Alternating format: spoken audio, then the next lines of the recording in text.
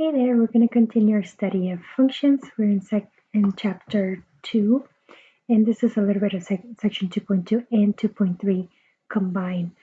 So here we want to find a formula for the function shown below. And so we want to look at it, and it appears to be 3 pieces. And one of the things that would be nice to do is put values. So this looks like it's -1. So this is the point -1, 2. This is -1 on the y, so this is 3 on the x. So this appears to be the point 3 comma -1. And so I have these 3 pieces that make up the graph for a function. So I'm going to say that f of x is comprised of 3 pieces. And we need to figure out what those 3 pieces are.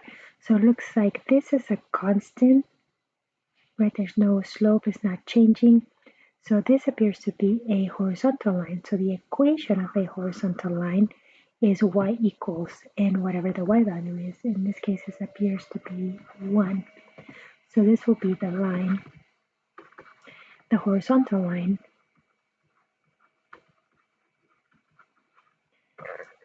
y equals 1.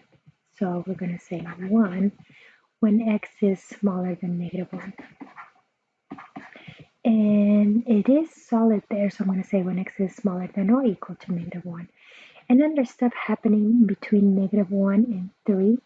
So we're going to go between -1, when x is between -1 and 3, and that is a solid dot there at 3, -1. Notice that it's solid, so that means that it has an equals.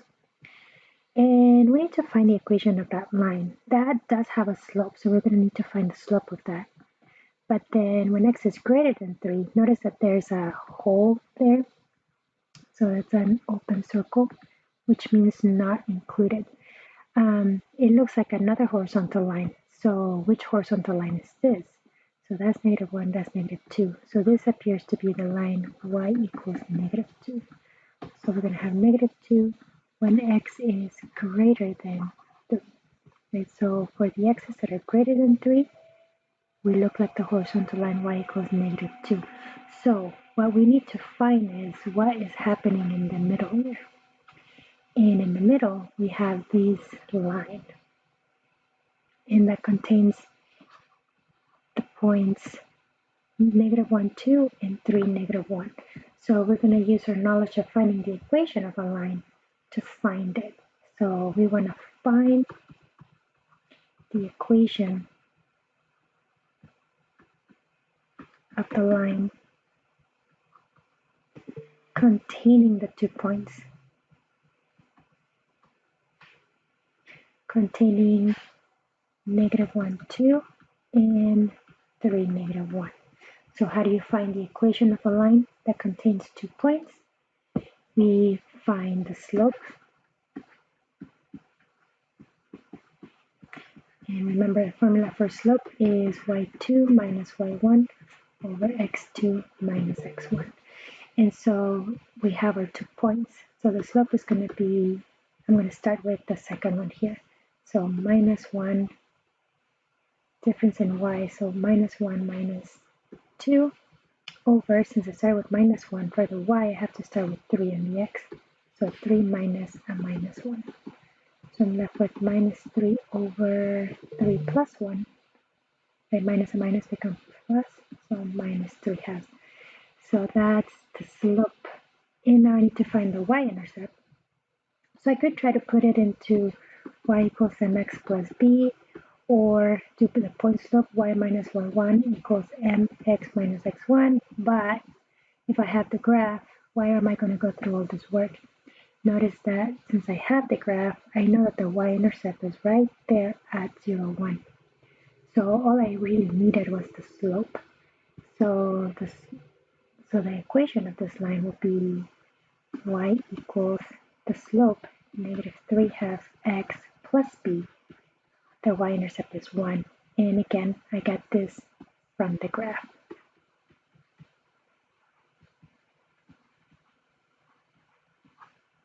So we can go back and write the equation for this function. So we can say, therefore, f of x there is equal to, we said the horizontal line was 1 when x is less than or equal to -1.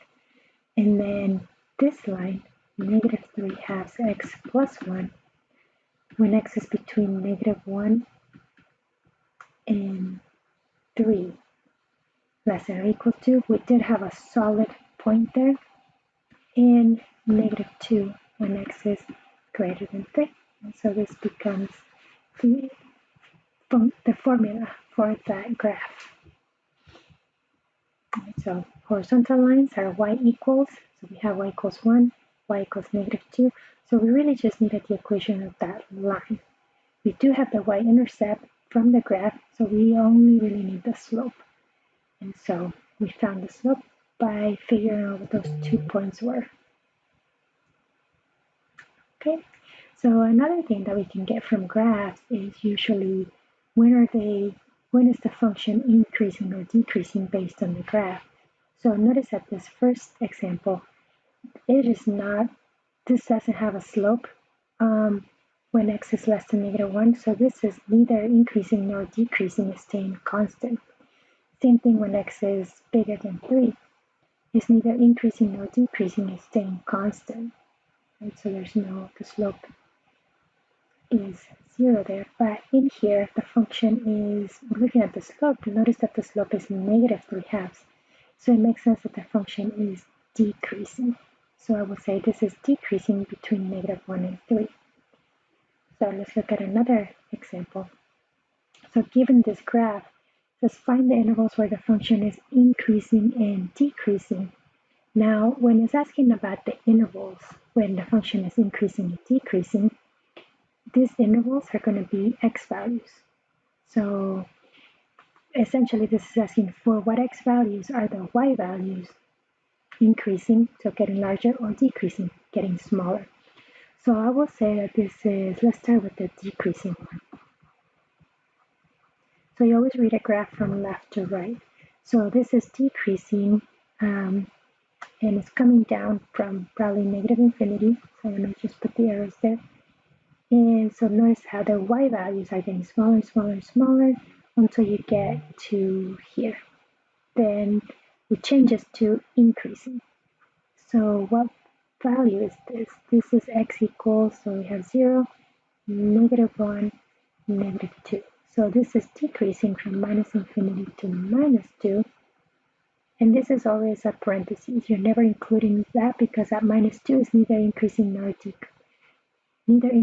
decreasing. And then from -2 to 0, looks like it increases. And then over here, it changes again.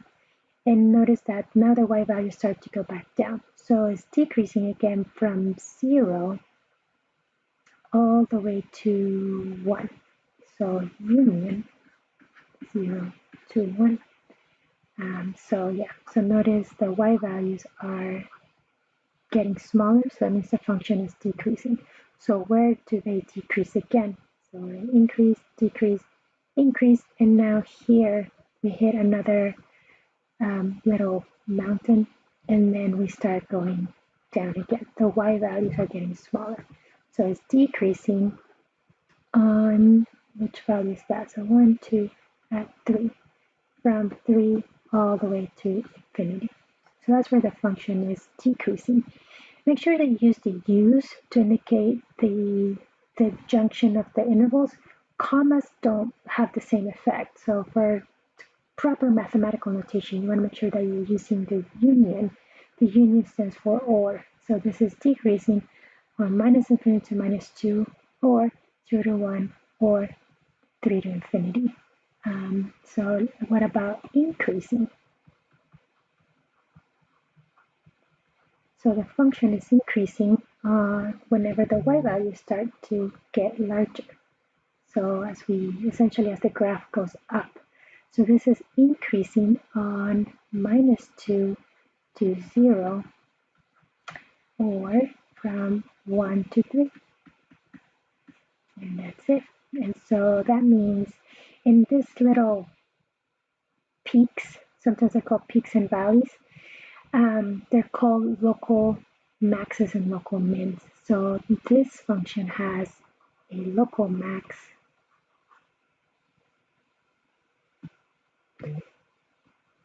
at this peak, and there's another local max there. So it's a local maximum. And the valleys, so when it changes from decreasing to increasing, this is called a valley, which is a local minimum. And local just refers to within that interval, it has a minimum. But it's because it's not the smallest value of the graph, right? It's not the smallest value of the function. This function, notice over here, continues down to negative infinity. So it actually doesn't have a smallest value because it continues down, down, down, down, down. So in the peaks and valleys give us an idea of like, okay, we have a local maximum or local minimum, but it's not an absolute, like the largest maximum or the smallest minimum. So a local minimum refers to just within a region of the graph. Do you have a max or a min? And those are also called the peaks and valleys. Peaks are the local max, valleys are the local minimums. So I will say that this function has local maximums